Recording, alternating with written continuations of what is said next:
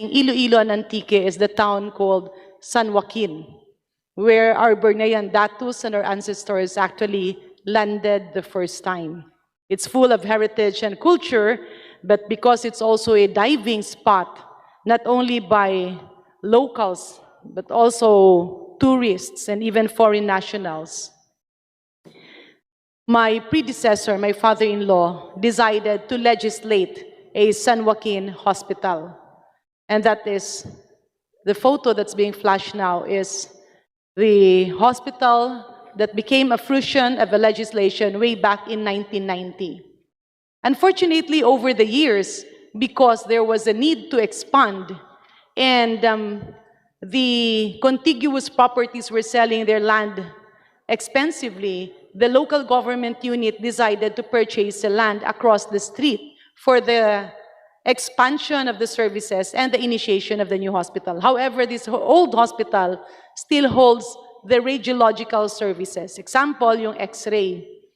Way back, I believe in April, I'm not sure which month, but I'm willing to furnish the secretary a copy of the chronology.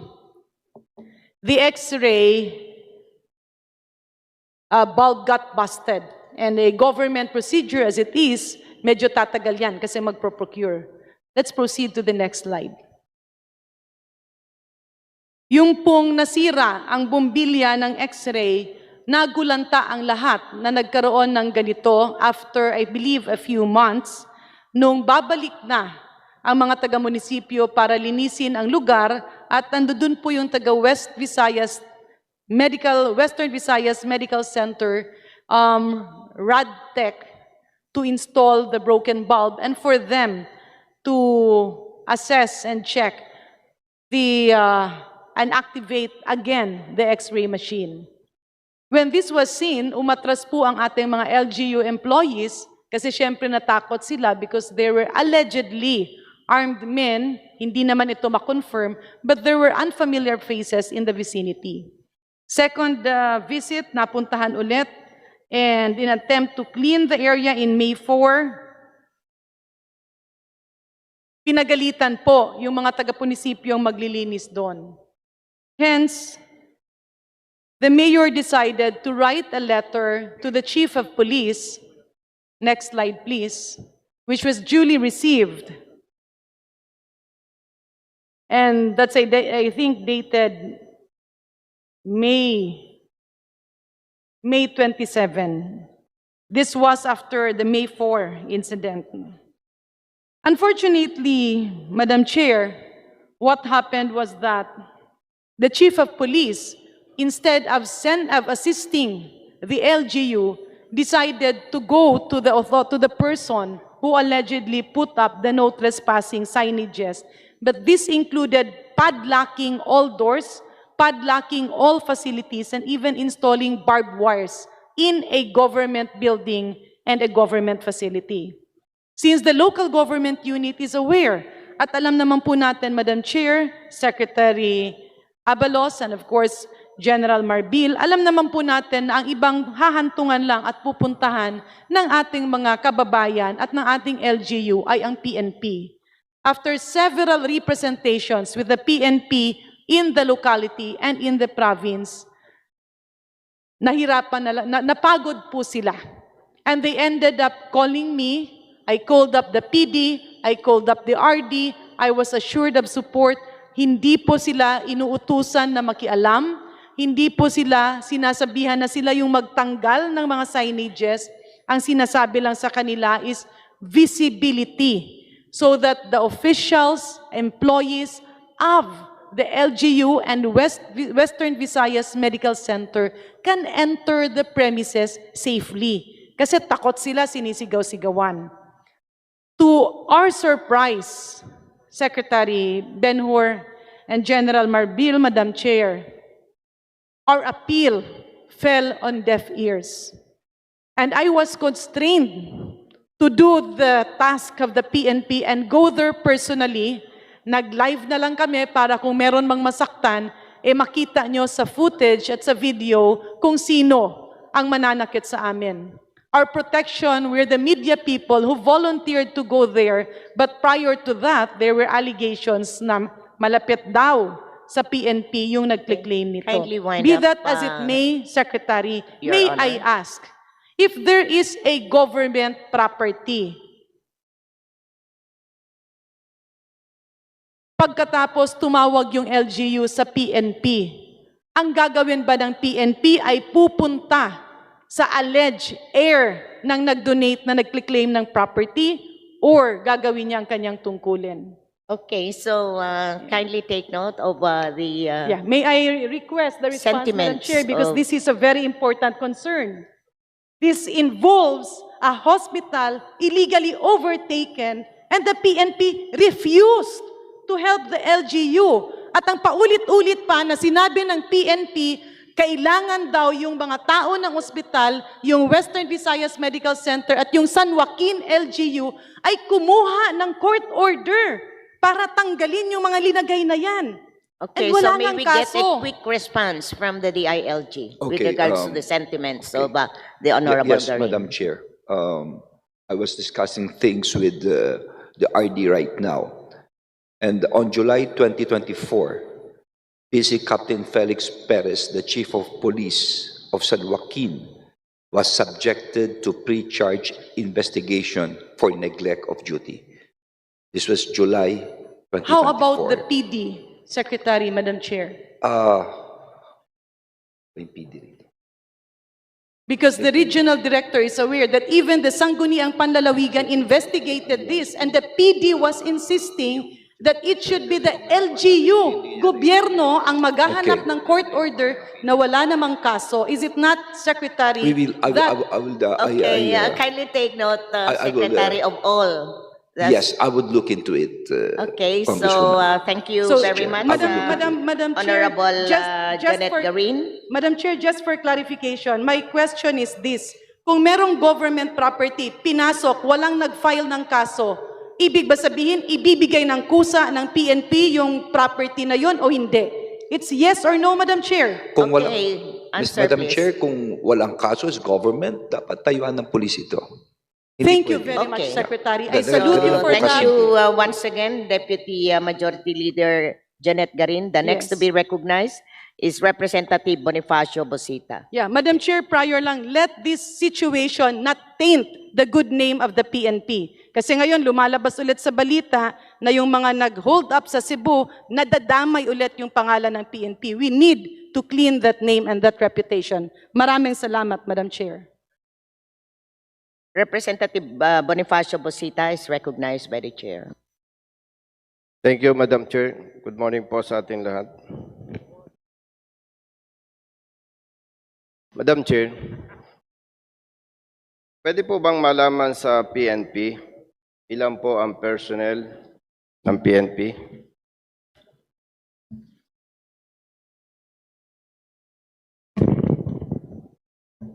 Total strength ng PNP, Madam Chair. Pwede po bang malaman?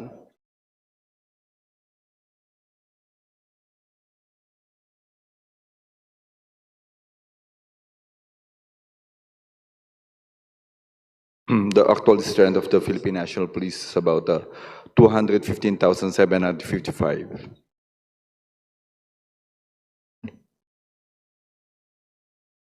How many, Madam Chair? Madam Chair, the total strength of the Philippine National Police is about 215,755. Okay, thank you, Madam Chair. Ano po ba, Madam Chair, ang ideal ratio between PNP and population? Madam Chair, ang hinabol po namin is the police to population ratio is 1:500 po. 1:500. Madam Chair, pwede po bang malaman ilan po ang personnel ng PNP rendering security duties to different personalities? Sir, just give me a second, sir. I'll just get the whole number po.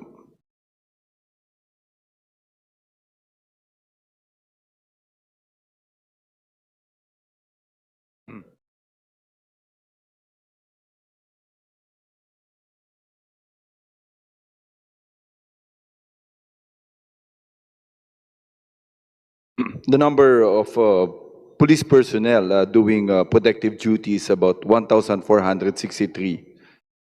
for about 578 high-threatened individuals po. Madam Chair, yan po ba yung naka-assign sa PSPG? Hindi po kasama dyan yung mga securities ng ibang mga personnel? Sir, I don't get your point kung paano po yung sinasabi nyo. Ano po ba yung mga personnel rendering protective security? Ito lang po ba yung binabanggit po ninyo, Madam Chair, na assign sa PSPG o hindi po? Sir, ang number po ng sinasabi ko po is the people that are actually deployed to the different people with heightened high security threat po. Hindi po ito yung naka-assign lang sa PSPG, tama po ba? Sir, we don't allow personnel to be assigned as doing protective detail kung hindi po sila naka-assign po sa PSPG. We have already made a memo na unauthorized po, kaya nga po ito yung ginagawa natin. We try to rationalize po yung deployment ng mga polis po namin. Okay. Madam Chair, pwede po bang malaman sa PNP ilan po ang personnel nila under floating status?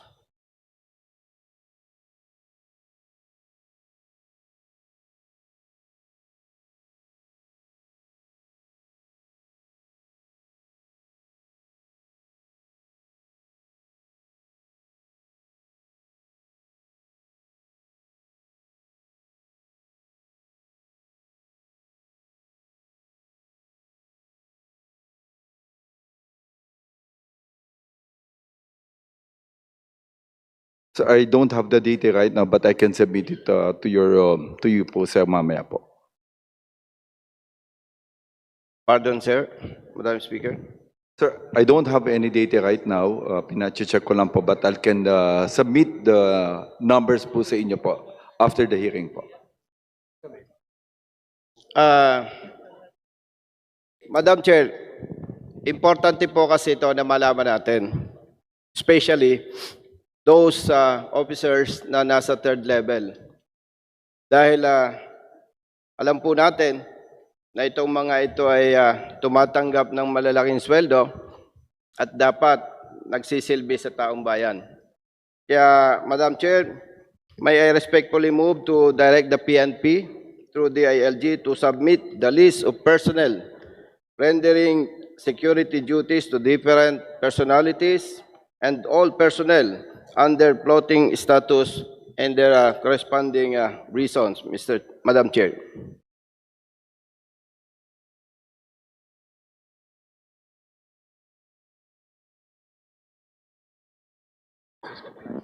May we get an answer from the ILG? Yes, we'll submit po yung list po ng mga tao namin doing protective duty and the people na nandun po sa floating status po. Thank you, Madam Chair. To continue, Madam Chair, meron pong PNP manual, Philippine National Police Manual. Kasama po dito yung PNP Ethical Doctrine. At sabi po dito sa Chapter 1, 2.9, Police Management Leadership. The effectiveness of law enforcement is reflective of the managerial capabilities and competent leadership of the men and women who run the PNP organization. These attributes must therefore be one of the primary base for consideration in the selection of personnel for employment and deployment purposes. Nabanggit din po dito under 2.1, Chapter 1, Equality in the Service. This shall be judicious and equitable distribution of opportunity to prove one's worth in the police service. The problem on inequity through class orientation and factionalism, both real and perceived, premise on favored assignment and equitable opportunity of training, unfair granting of promotion, and untimely awarding of achievements will create an atmosphere of demoralization. The result is inefficiency and lack of teamwork to the detriment of the organization. Madam Chair, dito po sa Information Technology Management Service, the most senior and qualified na dapat sana ay ma-promote si Police Colonel Bores. Ang tanong, Madam Chair, considering this PNP manual, particular itong PNP ethical doctrine, bakit parang hindi po sinusunod ito ng PNP? At sa halip na i-appoint si Police Colonel Bores doon sa position na nararapat sa kanya, ang inaccept at inappoint po sa position as Deputy for Administration is Police Colonel Villena, Madam Chair. Pwede po bang malaman? Okay, so maybe get an answer from the PNP chief and kindly wind up, Honorable Busita. Sir, ang nangyari po doon sa yung sinasabi niyong tao is the Chief of Staff. And although we are following po yung specialization ng tao, meron po kami nahabol na yung yung seniority doon sa mga position na namin. And all the people na naka-assign po doon sa ITMS that you are trying to point out, lahat naman po sila may specialization. It's a matter po na seniority po yung hinahabol po doon when it comes to promotion po. Madam Chair, ano po ba ang importante? Technical expertise or seniority? Sir, dito po ang hinahabol po namin expertise po. Ibig po bang sabihin, when it comes to expertise, mas expert si Police Colonel Villela, PNPA year, PNPA graduate, than Police Colonel Bores na naka-assign sa ITMS since Police Inspector po siya? Okay, your time expired, Honorable Busita. Kindly wind up. May we get an answer from the Chief PNP? Sir, we have a promotion board looking at the expertise of our people, and I support po yung decision po ng special promotion board natin based dun sa mga expertise po natin ng tao natin. We'll just give and submit po yung mga accomplishment and expertise po ng tao for the perusal po ng ating minamahal na congressman po. Nabanggit ko lang ito, Madam Chair, kasi po, since 1988, nung ako po ay naging member ng Philippine Constabulary, until now, talagang hindi po na-observe itong mga manuals, policies, guidelines, with all due respect to our Chief PNP and to our Honorable Secretary DILG. Napakahalaga po nito kasi ito pong mga technical officers, parang kung titingnan po natin yung totoong nangyayari, parang hopeless eh. Wala na silang pag-asa dahil sa ganitong sistema na kung hindi po ninyo kayang i-adapt itong PNP manual, eh para naman may mukha po tayong iharap sa taong bayan at sa ating mga tauhan. Okay, Baguhin na lamang po natin thank you ito. very much, Honorable Representative Bonifacio Rosita. Thank you, Madam Chair. Next to be recognized is Representative Khalid Dimaporo. Thank you, Madam Chair. First, let me start by saying that my line of questioning, by the way, is for the NCMF.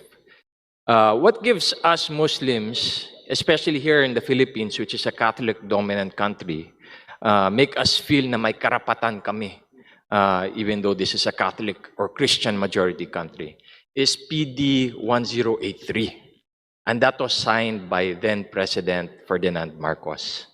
I'd like to say Alhamdulillah, Alhamdulillah, Alhamdulillah, that this week, our President signed into law Republic Act 12018. Because of the able leadership of our Speaker, Speaker Martin Romualdez, we no longer have to go all the way to Zamboanga just to avail of the Sharia courts. Then, before PD 1083 limited the Sharia courts to Mindanao because Muslims were only in Mindanao. But now, because of Republic Act 12018, we can now avail or create Sharia courts in Metro Manila, Metro Cebu, and other administrative regions in the Republic of the Philippines. And that is accomplishment of the 19th Congress with the full support of the NCMF. So I'd like to thank the NCMF for their support in our legislative process. Secondly, I'd like to thank and acknowledge the NCMF for their accomplishment in the Hajj pilgrimage of 2024. Nothing is perfect. Nothing is perfect. But there was a clear improvement in the Hajj 2024 compared to the previous Hajjes. Because of the leadership of Congress under Speaker Martin Romualdez and also our very strong-armed chairman of Public Accounts, Karaps, we already give the warning to the NCMF family that please make 2024 scandal-free. And we have also our good secretary to thank for that. I would like to now ask the NCMF, have you conducted a post-assessment study of the 2024 Hajj? Because nothing is ever perfect, but if there are mistakes, you can still learn from that and make improvements in the 2025 Hajj.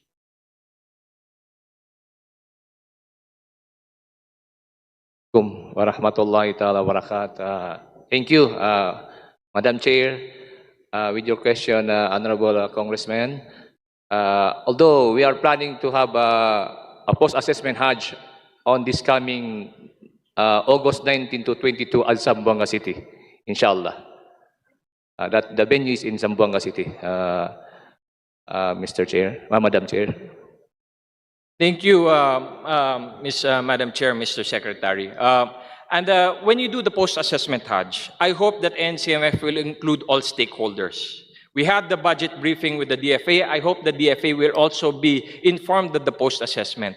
Because what the pilgrims are not aware of, there are parts in the Hajj that the NCMF is under the control of.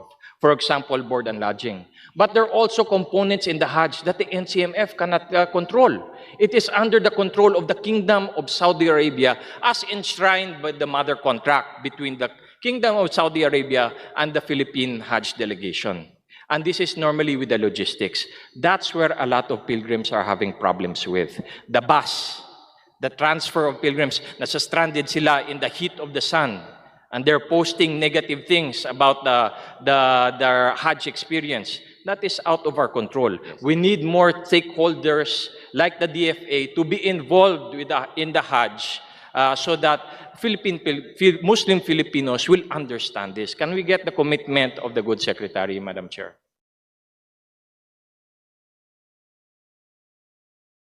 Madam Chair, in fact, when we are in Saudi Arabia, we are always collaborated with the DFA personnel. In fact, I personally went to the consulate in Jeddah. We are always in contact with the CDA Romero Romato and Conjen Auxilian.